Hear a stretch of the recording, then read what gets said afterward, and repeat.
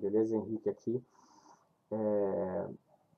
Eu vou fazer esse vídeo bem rapidão para mostrar para vocês como que a gente pode configurar no nosso projeto o ESLint, tá?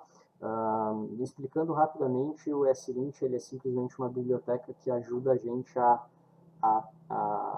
codar de uma forma padronizada e seguindo uma série de boas práticas, como regras de indentação, espaçamento entre alguns tipos específicos de caracteres, né? Ele vai ajudar a gente a deixar o nosso código de uma forma bem padronizada e organizada. Aí ele vai sempre ajudar a gente a escrever o nosso código de uma forma padrão. Aí como que ele faz isso? Vocês vão ver, eu vou dar alguns exemplos depois que a gente configurar o ESLint, mas basicamente ele vai começar a cada problema que ele encontrar no sentido de não de código quebrado, mas de código fora de um padrão de escrita que ele já meio que pré-configura, que ele vai pré-configurar para a gente, ele vai colocar ali ele vai sublinhar a linha que ele encontrou o problema e ela vai ficar como um warning ali. E ele vai te ajudar a descobrir, vai ajudar você a perceber o que você pode melhorar ali em termos de organização daquela linha de código específica, beleza? Então eu tô com a página do ESLint aberta aqui. Então se a gente clicar aqui agora em Get Started, ele vai abrir uma página que vai mostrar pra gente exatamente o que a gente precisa fazer, tá?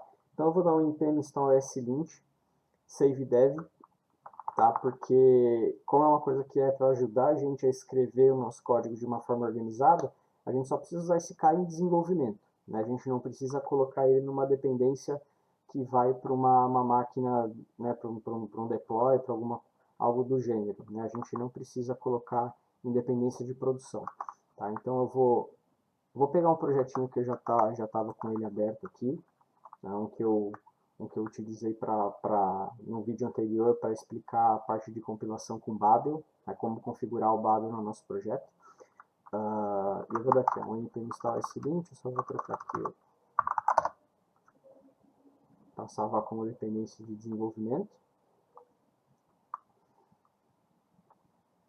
Beleza? Aí no meu projeto aqui, ó, tá com esse lint instalado como uma dev dependency, tá? Eu vou abrir o terminal do meu VS Code mesmo, acho que fica mais fácil. Aí olha só, aí ele fala pra gente rodar esse comando, ó, npx eslint -init. Tá? Opa, abri uma coisa errada aqui. npx eslint init. Aí olha só, aí ele vai abrir algumas questões aqui pra gente, ó. Só para a gente quer usar o ESLint para quê? Checar sintaxe e resolver problemas, ou checar sintaxe, resolver problemas e reforçar o nosso estilo de código. Eu vou escolher o terceiro. O nosso código, como a gente já está com o Babel, ele já é um JavaScript modules que usa o import e export, né? Se a gente tivesse sem o Babel, a gente poderia usar esse common.js aqui, que é usando o require e o exports, né, module exports. Se a gente vai usar React e Vue nesse projeto, vou colocar não. A gente vai usar TypeScript, não.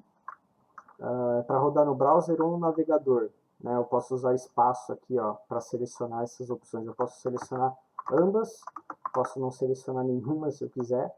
No caso aqui, esse código vai rodar em Node, então vou colocar aqui só Node. Aí, como eu gostaria de definir o estilo desse projeto? Eu quero usar um style guide popular, inspect your JavaScript files, vou colocar aqui já popular style guide. Aí ele pergunta se a gente quer seguir algum padrão de estilo, né? O padrão de estilo, assim, existem algumas empresas, por exemplo, aqui está mostrando o Airbnb e o Google, né? Eles usam provavelmente o ESLint para ajudar a organizar o projeto deles, e eles fizeram uma configuração dentro do ESLint que já tem ali uma série de boas práticas já pré-configuradas e que hoje em dia, principalmente a do Airbnb, o estilo que o Airbnb usa, a configuração do ESLint que o Airbnb usa, eles disponibilizaram isso para a comunidade e é uma das mais usadas hoje para se codar em JavaScript. Então eu vou selecionar aqui a do Airbnb. Então a nossa configuração de S-Lint,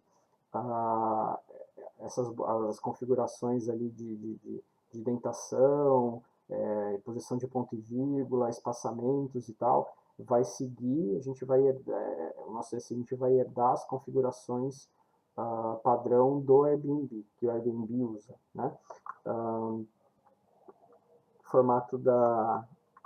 O formato de um arquivo S-Lint que vai ser criado para ficar olhando ali o nosso código para pegar os problemas. Eu vou deixar como JavaScript mesmo. Aí ele está falando aqui para ele vai precisar ainda de duas dependências de desenvolvimento a mais. Uma é do Airbnb, a outra é do plugin import, que é do import e export do S6. Eu vou falar que eu quero, ele está perguntando se ele quer, já que eu instale isso no meu package de JSON, eu vou falar que sim. Ele vai instalar aqui para mim. Beleza? E aí sim. E aí ele criou esse S-Lint RC file, ó. Ele está dizendo que ó, a gente está com S6 e com Node, rodando o nosso projeto em Node. A nossa configuração estende a configuração do S-Lint da base, a base configuration do Airbnb. Aí tem esse globals aqui, está preparado para ECMAScript 2018, não tem nenhuma regra. Aí aqui dentro desse rules a gente pode configurar regras específicas que a gente queira. Então, por exemplo, se o Airbnb não gosta, se o S-Lint do Airbnb não reclama se a gente usar um console log na nossa aplicação, mas a gente quer usar console log, aqui nesse rules a gente pode colocar uma configuração de console log para passar por cima dessa configuração do Airbnb. Então, aí a gente começa a dar uma customizada dessas regras do S-Lint para o nosso projeto. Tá? Por enquanto eu não vou colocar nada aqui, eu vou só fechar o meu VS Code, vou abrir ele de novo para atualizar. Aí beleza. Então eu vou vir aqui ó, no meu AppJS, olha só, ele já está, você vê que ele já está dando uma gritada aqui, né? Olha só, esse último cara aqui na linha 12, ele fala, sempre que você terminar o código, ele fala para você dar um Enter, para você deixar uma linha em branco abaixo da última linha de código que você tem no arquivo. Padrão S-Lint Airbnb. Aqui outro problema, ó, missing semicolon. Todo final de código o código não quebra, mas boas práticas. Ele fala, não esquece de colocar o seu ponto e vírgula aqui. Console.log, unexpected console statement.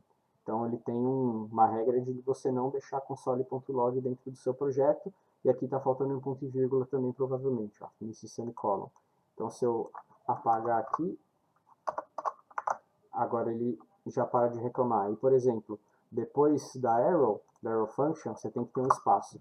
Se você não colocar o espaço, ele vai reclamar aqui, ó, faltando espaço depois da seta da arrow function, né? Aí você colocar o espaço, ele arruma. Então, ó, esse console log aqui, ele está reclamando ainda, mas eu vou manter ele aqui, porque esse cara eu quero deixar, né? Mas é basicamente isso. Agora o S-Lint está configurado só para esse projeto, né? Para cada projeto que a gente for iniciar, a gente tem que fazer essa configuração do S-Lint, porque pode ser que a gente tenha um projeto que vai usar React, por exemplo. A gente vai configurar o S-Lint desse projeto para usar as boas práticas dentro de uma aplicação que está sendo desenvolvida em React.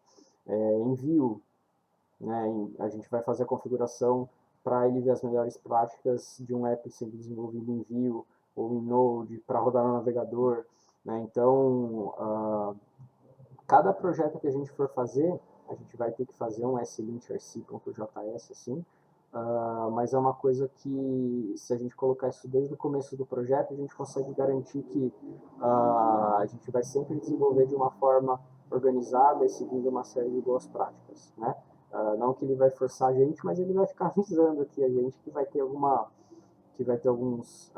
alguns probleminhas de organização para a gente ir arrumando, beleza?